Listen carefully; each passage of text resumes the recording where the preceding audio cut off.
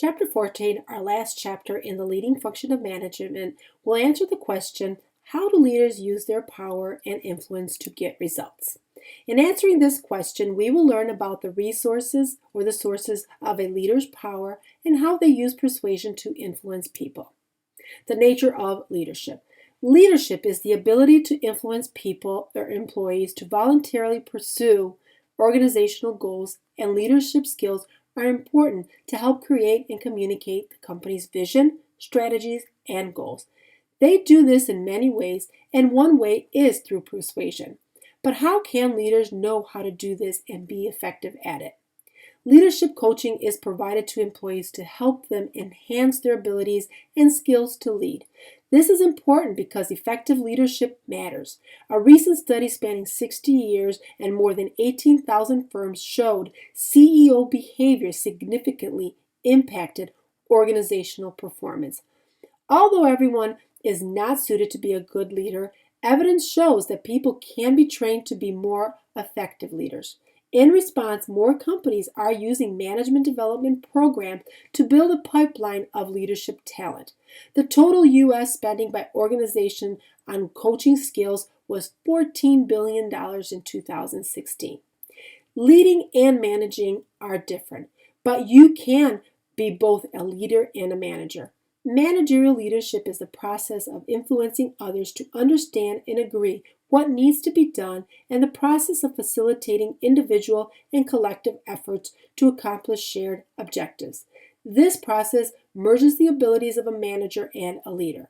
The influencing part of the definition is the leadership, and the facilitating is the management aspect. So, through managerial leadership processes, one can have the skills and abilities to be both a leader and a manager. Characteristics of managers and leaders. John Kotter, a retired Harvard Business School professor, suggests that the difference between managers and leaders are first, management, how they are coping with complexity, and leadership is about coping with change. So being a better manager means planning, organizing, directing, controlling, managing resources, executing plans, being conscientious, putting customers first, responding to and acting to customers. And mistakes can happen when managers don't appreciate people, the key resource. But being a leader, on the other hand, means being a visionary, being inspiring, setting the tone, and articulating the vision. It also means managing people, being inspirational or charismatic. It means acting decisively. It means putting people first and responding to and acting for followers. Mistakes can happen when leaders choose the wrong goal, direction, or inspiration, or they overlead or fail to implement the vision. Managers typically perform functions associated with planning, investigating, organizing, and control, while leaders focus on influencing others. Leaders inspire others, provide emotional support, and try to get employees to rally around a common goal. Leaders also play a key role in creating a vision and a strategic plan for an organization, whereas managers are charged with implementing the vision and the plan. Power is the ability to marshal human, informational, and other resources to get something done. In other words, it is about influencing others. People who pursue personalized power, which is power directed at helping oneself as one of their as a way of enhancing their own selfish ends, may give the word power a bad name. However, there is another kind of power, socialized power. This is power directed at helping others. This is the kind of power you hear in expressions such as, my goal is to have a powerful impact on my community. Within organizations, there are typically 5 sources of power leaders may draw on: legitimate, reward, coercive, expert, and referent that you see here on the slide. Legitimate power results from managers' formal positions within the organization. There is a certain power that your manager, supervisor, and CEO have over their employees. Reward power. It results from managers' authority to reward their subordinates. Coercive power results from managers' authority to punish their subordinates. This punishment can vary from verbal to written reprimands.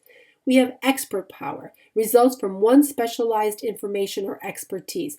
CEOs have expert power based on the knowledge they have, as do doctors in their specialty. And then finally, referent power. And this is derived from one's personal attraction, strong visionary leadership. So question 1. Alex compliments his co-worker Joe on the great job he did on the weekly report, and then he informs his mutual boss. Alex is using blank power. Answer is C, reward power. Managers have the authority to reward their subordinates. The ability to get others to follow your wishes is influence. Soft tactics are friendlier and less coercive than hard tactics. And these are 9 ways to try to influence others. Rational persuasion is the convincing someone by using logic, reason, or facts. Inspirational appeals is building enthusiasm or confidence by appeals to emotions, ideals, or values. Consultation is getting others to participate in decision or change. Integration tactics, acting humble or friendly before making a request. Personal appeals is referring to friendship and loyalty when making a request. Exchange tactics. This is reminding someone of past favors or offering to make a trade. Coalition tactics, getting others to support your effort. And pressure tactics, using demands, threats, or intimidation. And finally, legitimating tactics, basing a request on implied support from superiors or on rules and policies. This figure 14.1, provides an overview of what you will learn in this chapter, what this chapter is about. It represents an integrated model of leadership. Starting at the far right of the model, you see that leadership effectiveness is the outcome we want to explain. The center of the model shows that outcome is influenced by 4 types of leadership: task-oriented, relationship-oriented, passive, and transformational. In turn, our ability to effectively engage in these leadership behaviors is affected by our traits, our gender, and leadership skills, which is the left side of the model. Trait approaches to leadership. Trait approaches to leadership attempt to identify distinctive characteristics that account for the effectiveness of leaders. Traits play an important role in how we perceive leaders, and they ultimately affect leadership effectiveness. This is why researchers have attempted to identify a more complete list of traits and differentiate leaders from followers. This table here, 14.2 in your book, shows an expanded list of both positive and negative interpersonal attributes often found in leaders. The dark side traits are represented by a negative sign. They are narcissism, Machiavellism, and psychopathy. If you have any of these signs, you want to avoid displaying them because you will have a negative impact on your employees and their mental health. Also, if you have a propensity for any of these, you need to know that the expression of the dark side traits will result in career derailment, being demoted or fired. The increase in the number of women in the workforce has generated much interest in understanding the similarities and differences between female and male leaders. Research reveals these 5 conclusions. That there is no evidence in the long-term performance of firms that have more females than males. There are small positive associations of female representation. Women leaders are leaders are less confident than men and less likely to rate themselves. And then the disparity in gender diversity within companies has little to do with competence levels. So women do make up more than half of the workforce and more than half of all college students in the U.S. In 2017, there were 32 CEOs leading Fortune 500 companies, more than ever before. So, we conclude 2 positive things: that there is no evidence of long-term performance of women in being as CEOs, and there is a small positive association with that. So, we need to understand that really there is no disparity between the male and female role and in the workplace. 4 basic skills for leaders. Knowledge and skills are extremely important. A team of researchers identified 4 basic skills leaders need. They need cognitive abilities to identify problems and their causes quickly. They need interpersonal skills to influence and persuade leaders. They need good business skills to maximize the use of organizational assets. And they need good conceptual skills to draft an organization's mission, vision, strategies, and implementation. So, these are 4 things, that basic skills that every leader should have. And some of these, 3 of these are you should have heard before. At the beginning in chapter 1, what do good exceptional managers, what should they have? They should have good interpersonal, intellectual, and technical, and conceptual. And 3 of those are listed here that leaders should have as well. So maybe what's important to know about leaders is that their personality traits, but rather than not their personality traits, but rather their patterns of behavior. This is a line of thought pursued by those interested in behavioral leadership approaches. Behavioral leadership approaches attempt to determine the distinctive styles used by effective leaders, and they are divided into 4 categories: task-oriented behavior, relationship-oriented behavior, passive behavior, and transformational behavior, which we'll discuss each one. Task-oriented leadership behavior, these ensure that people, equipment, and other resources are used in an efficient way to accomplish the mission. Examples of task-oriented behaviors are planning, clarifying, monitoring, and problem solving. However, 2 kinds are particularly important: initiating structured leadership and transactional leadership. In initiating structured leadership, this organizes and defines what employees should be doing to maximize output. In transactional leadership, this clarifies employees' role and task requirements and provides rewards and punishments contingent on performance. According to research, initiating structured leadership has a moderately strong positive relationship with leadership effectiveness. Transactional leadership also has a positive association with leader effectiveness and group performance. Relationship-oriented leadership is primarily concerned with the leader's interactions with his or her employees. The emphasis of relationship-oriented leadership is on enhancing employee skills and creating positive work relationship among co-workers and between the leader and the lead. Such leaders often act as mentors, providing career advice, giving employees assignments that will broaden their skills, and empowering them to make their own decisions. There are 4 things that we should consider. Consideration is an important type of behavior to use in addition to task leadership because it promotes social interactions and identification with the team and leader. Considerate leadership behavior has a moderately strong positive relationship with measures of leadership effectiveness. Empowering leadership has 4 kinds of behavior. Leading for meaningfulness, meaning that you're inspiring and modeling desired behaviors. Leading for self-determination, delegating meaningful tasks. Leading for competence, supporting and coaching employees. And leading for progress, monitoring and rewarding employees. Another type is ethical leadership. Ethical leadership is clearly driven by personal factors related to our beliefs and values. It also has a reciprocal relationship with an organization's culture and climate. In other words, an ethical culture and climate promote ethical leadership, and ethical leadership in turn promotes an ethical culture and climate. Such leadership is positively related to employee job satisfaction, organizational commitment, organizational citizenship behavior, motivation, and task performance. It is also negatively associated with job stress, counterproductive work behavior, and intentions to quit.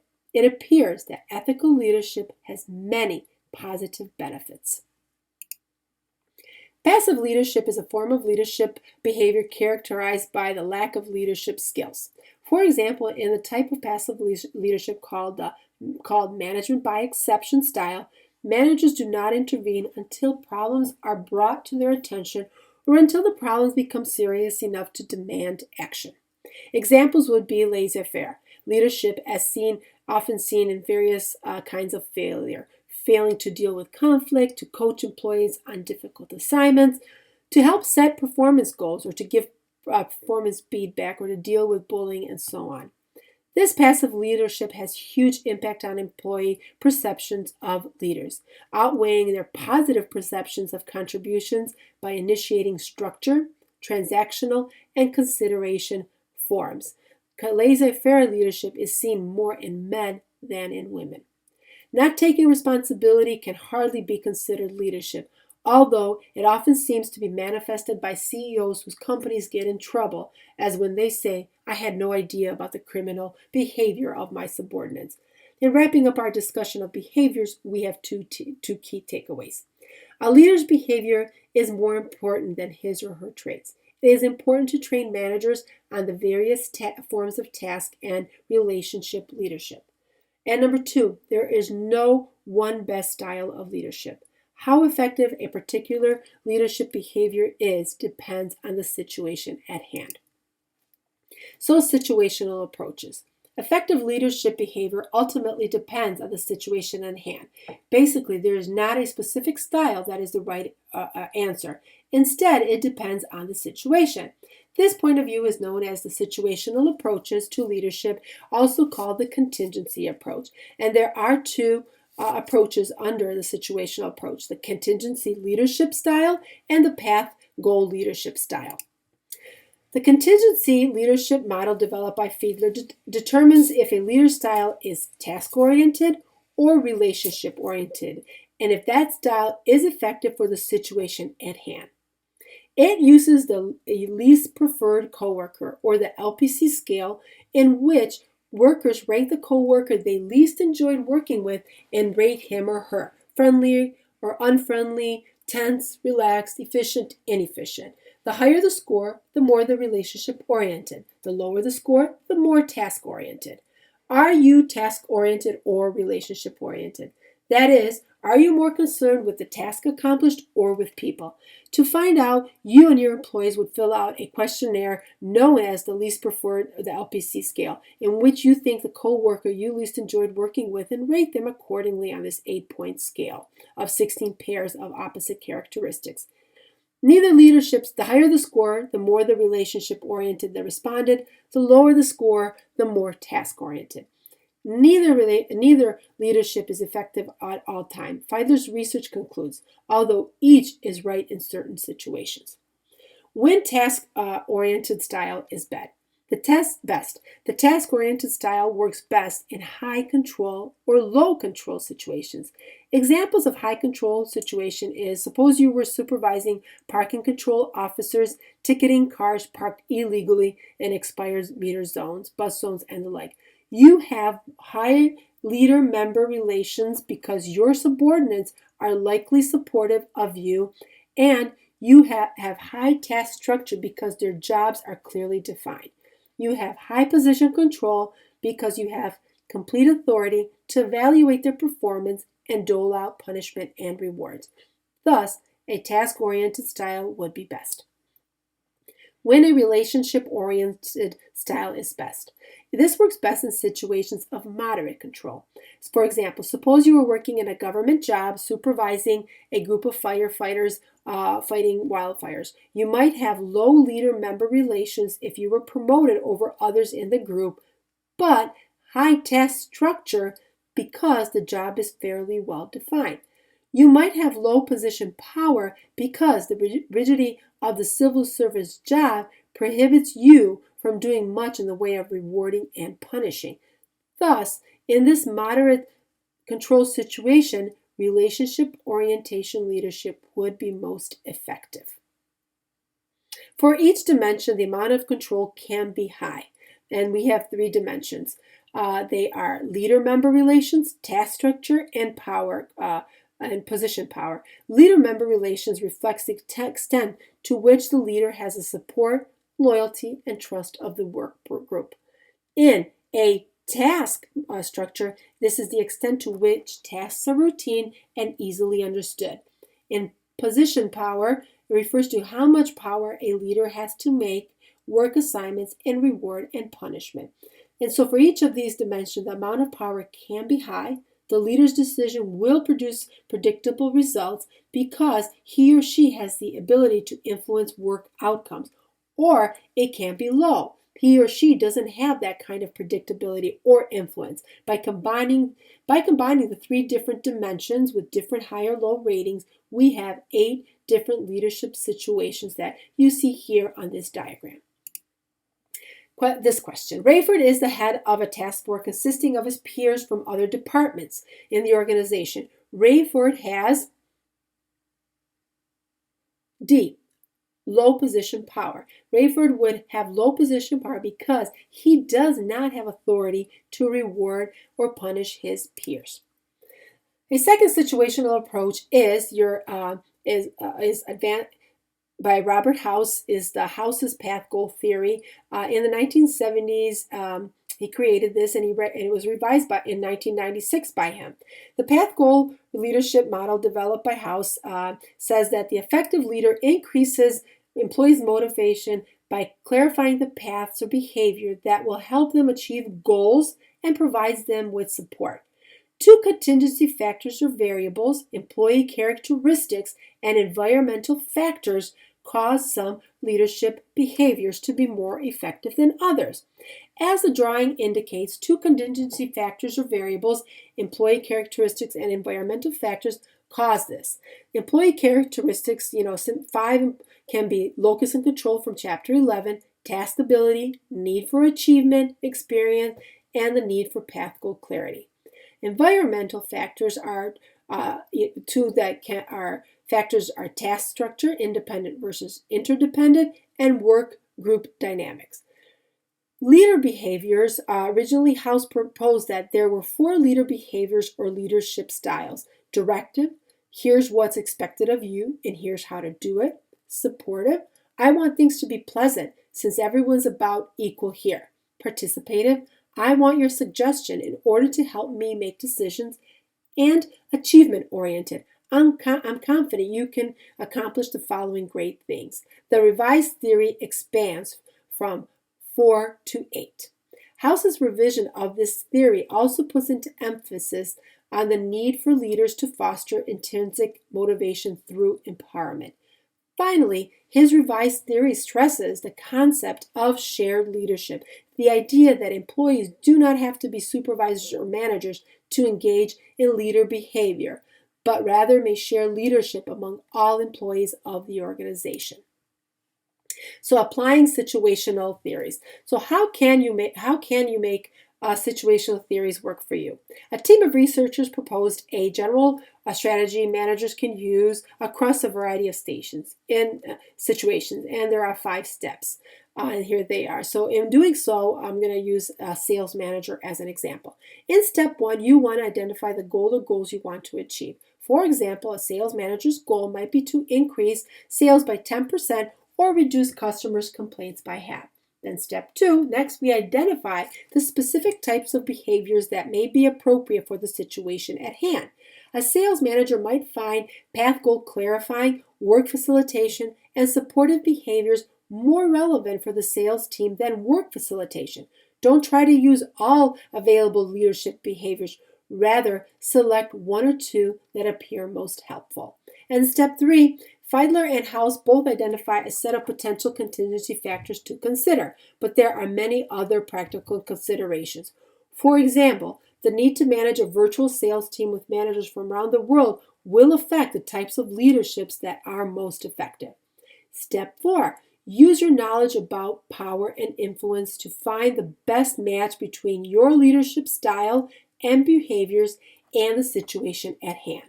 A sales manager might find it useful to use the empowering leadership associated with work facilitation behaviors and avoid directive leadership. And finally, step 5, managers can use guidelines from either contingency theory or path goal theory.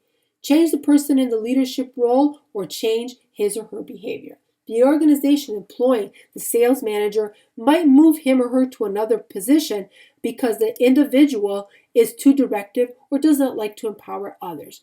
Or the sales manager could change his or her behavior if possible.